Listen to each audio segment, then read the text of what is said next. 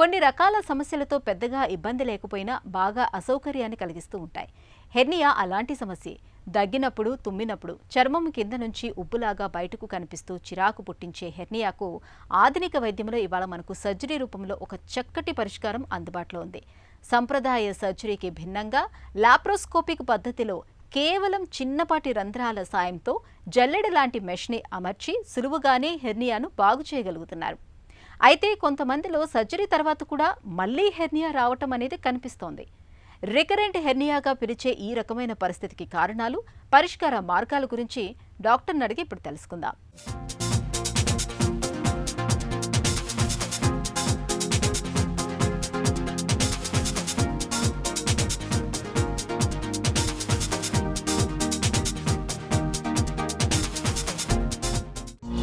Recurrent incisional hernia అంటే ఏంటి?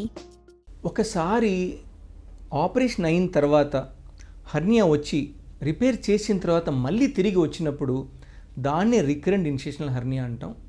ఇది చాలాసార్లు ఏంటంటే రకరకాలైన కారణాల వల్ల వస్తూ ఉంటుంది. కొన్నిసార్లు ఏంటంటే ఒకసారి ఆపరేషన్ చేసేటప్పుడు ఎమర్జెన్సీగా ఆపరేషన్ చేయడం జరుగుతుంది. ఎమర్జెన్సీ అంటే ఏంటంటే ఒక హెర్నియా ఉన్నప్పుడు దాంట్లో ఒక పేగులు అంటే ఇల్లు ఇరుక్కోవటం, ఆ పేగులు కుళ్ళిపోవటం, లేకపోతే ప్రీ గ్యాంగ్రీనెస్ ఉండటం, లేకపోతే ఒమెంటం దాంట్లో ఉండిపోయి అది మెలకలు పడిపోయి నల్లగా అయిపోతూ ఉంటుంది. సో ఇలా అయినప్పుడు ఆ హెర్నియాని రిపేర్ చేస్తారు, కానీ వల వేయటం అనేది జరగదు. ఎప్పుడైతే వల వేయటం అనేది జరగదో అంటే ఎంత జాగ్రత్తగా అది కుట్టినా కొన్నిసార్లు ప్రెషర్ పెరిగినప్పుడు, అంటే ఆ పొట్టలో ప్రెషర్ అంటే ఒకవేళ వాళ్ళు చేసే పని తీరును బట్టి కానీ, లేకపోతే వాళ్ళ కండరాలు ఆల్రెడీ వీక్గా ఉండటం వల్ల కానీ ఆ ఏరియాలో మళ్ళీ తిరిగి రావడానికి ఆస్కారం ఉంటుంది.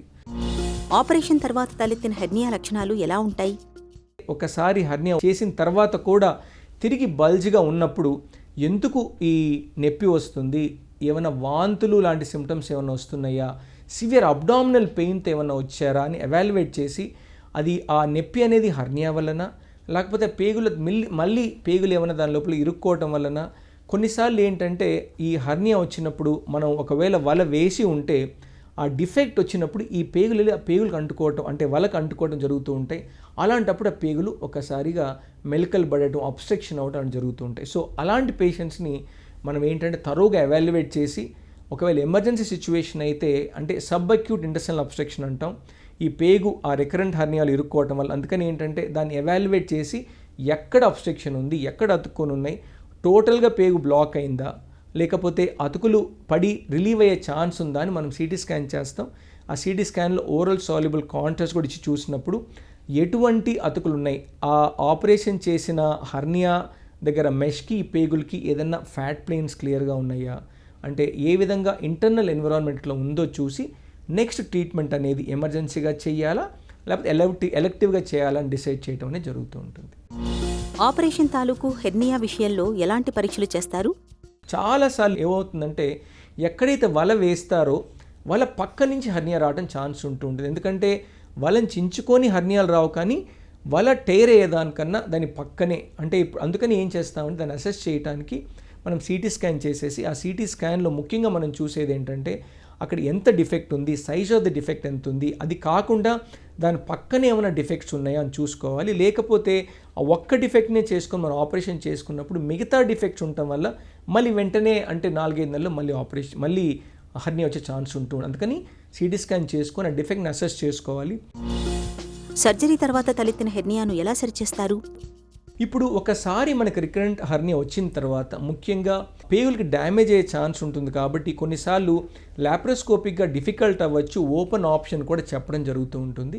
కొన్ని సిచ్యువేషన్స్లో ఏంటంటే మనకు పెద్ద పేగే ఉన్నప్పుడు కొన్నిసార్లు అసలు లాప్రోస్కోపిక్కే వద్దండి, మీరు ఓపెన్ సర్జరీ వెళ్ళిపోండి అని చెప్పడం అనేది జరుగుతూ ఉంటుంది. సో దీని కొన్నిసార్లు ఏమవుతుందంటే ఎక్కడ హోల్స్ ఉన్నాయి, ఎక్కడ పేగులు ఉన్నాయి, కొన్నిసార్లు డిఫెక్ట్స్ అనే రికరెంట్ వచ్చినప్పుడు పైన ఒక డిఫెక్ట్ ఉంటుంది, కింద ఒక డిఫెక్ట్ ఉంటుంది. అలా దూరంగా ఉన్నప్పుడు కొన్నిసార్లు హైబ్రిడ్ ప్రొసీజర్ చేయడం జరుగుతూ ఉంటుంది. హైబ్రిడ్ అంటే ఒక డిఫెక్ట్ని లాప్రోస్కోపిక్గా మేనేజ్ చేసి ఒక డిఫెక్ట్ని ఓపెన్ టెక్నిక్గా మేనేజ్ చేయడం జరుగుతూ ఉంటుంది. ఎందుకంటే రెండు దూరంగా ఉన్నప్పుడు ఇంత పెద్ద వల వేయటం ఒకటి కాస్ట్ అండ్ అంత అబ్డామిన్ ఇంట్రాబ్డామినల్ మెష్ పెట్టడం అంత రిస్కీ కాబట్టి మనం రికరెంట్ హెర్నియాస్ని మేనేజ్ చేసేటప్పుడు ప్లానింగ్ అనేది చాలా చాలా అవసరం. ఇప్పుడు ఏంటంటే కొత్త ఆధునిక పద్ధతుల్లో ఏంటంటే ఒకసారి డిఫెక్ట్ వచ్చినప్పుడు మెష్ ఎక్కడ వేశారు అంటే పేగుల పైన వేశారా, అంటే కండరాల పైన వేశారా, అబ్డామిన్ లోపల వేశారని చూసుకొని ఏ ఏరియాలో అయితే మనకు జరగలేదో, అంటే ఇప్పుడు ఇంగ్వైనల్ హర్నియాల్లో ఒకసారి గజ్జల్లో ఓపెన్ చేసి ఓపెన్ ఆపరేషన్ వస్తే దాన్ని మేము లాప్రోస్కోపిక్గా ట్రీట్ చేయటం, ఒక లాప్రోస్కోపిక్గా చేసుకున్నప్పుడు రికరెన్స్ వస్తే ఓపెన్గా ట్రీట్ చేయడం, అలా మన దగ్గర ఉన్న చాలా అంటే మల్టిపుల్ మొడాలిటీస్ ఉన్నప్పుడు ఏంటంటే ల్యాపు చేయొచ్చు, ఓపెన్ చేయొచ్చు అనుకున్నప్పుడు వర్జిన్ ఏరియాలో వేసి ఎక్కడైతే మనం చేయలేదో వెళ్ళి మనం దాన్ని కరెక్ట్ చేయడం జరుగుతూ ఉంటాయి. ఈ విధంగా రికరెంట్ హర్నియాస్ అని వచ్చినప్పుడు ప్లానింగ్ ఇంపార్టెంట్, ఎక్కడొచ్చింది, మనకు పేషెంట్కి ఏమైనా రిస్క్ ఉందా లేదా అని చూసుకొని మనకు లాప్రోస్కోపీని ఒక ఆయుధంగా వాడుకుంటాం. అంటే లాప్రోస్కోపిక్ వేసి ఏ భాగంలో హెర్నియా ఉంది, ఎన్ని డిఫెక్ట్స్ ఉన్నాయి, మనం పేగుల్ని మనం డివైడ్ చేసేసామంటే చిన్న ఇన్సిషన్తో ఆ డిఫెక్ట్ అంతా కవర్ చేయొచ్చు. ఇక్కడ పేగులు లోపలికి వెళ్ళడానికి చాలా కష్టంగా ఉన్నాయి, సో అక్కడ మనం చిన్న ఓపెన్ చేసి పేగులంతా అడ్డషన్ రిలీజ్ చేసి అబ్డామిన్ లోపల వేసేసి సేఫ్గా వేసిన తర్వాత మళ్ళీ లాప్రోస్కోపిక్గా చేసుకోవటం. ఈ ప్లానింగ్ వల్ల మళ్ళీ రాకుండా మనల్ని మనం జాగ్రత్త పడటానికి ఆస్కారం ఉంటుంది. హెర్నియా మళ్ళీ తలెత్తకుండా ఎలాంటి జాగ్రత్తలు తీసుకోవాలి? హర్నియా చేసేటప్పుడు ఏంటంటే కాంప్లికేషన్స్ అంటే పేగులకి డ్యామేజ్ అవ్వచ్చు, లేకపోతే మనకు ఏదైతే ఆపరేట్ చేస్తున్నామో సరి అయిన సపరేట్ చేసేటప్పుడు పెద్ద పేగు డ్యామేజ్ అయితే రిస్కీ, కాబట్టి ఇలా జాగ్రత్తలన్నీ పెద్ద పేగు అంటే కొలానిక్ వాష్ కూడా ఇచ్చి తీసుకెళ్ళటం, ఇలాంటి జాగ్రత్తలు తీసుకోవటం చాలా చాలా అవసరం. లేకపోతే మనకి ఏమవుతుందంటే పేగుని మనం క్లీన్ చేయకోకుండా వెళ్ళి సడన్గా ఏమైనా పర్ఫరేట్ అయ్యి అది కంటామినేషన్ అయితే అండ్ మనం రిపేర్ చేయటం కష్టమైపోతుంది. అంటే మెష్ వేయటం అనేది చాలా చాలా ఇబ్బందిగా అయిపోతుంది. కాబట్టి ఈవెన్ బయోలాజికల్ మెష్ వేయాలన్నా కానీ ఇలా ఇన్ఫెక్షన్స్ అయ్యే ఛాన్స్ ఎక్కువ ఉంటాయి. కాబట్టి మనం బౌల్ ప్రిపరేషన్, సిటీ అబ్డమెన్, పేగులు ఎక్కడతుకునే సరిగ్గా చూడటం, జాగ్రత్తగా చూసుకోవటం, పేగులు ఎట్టి పరిస్థితుల్లోనూ డ్యామేజ్ కాకుండా చేయటం.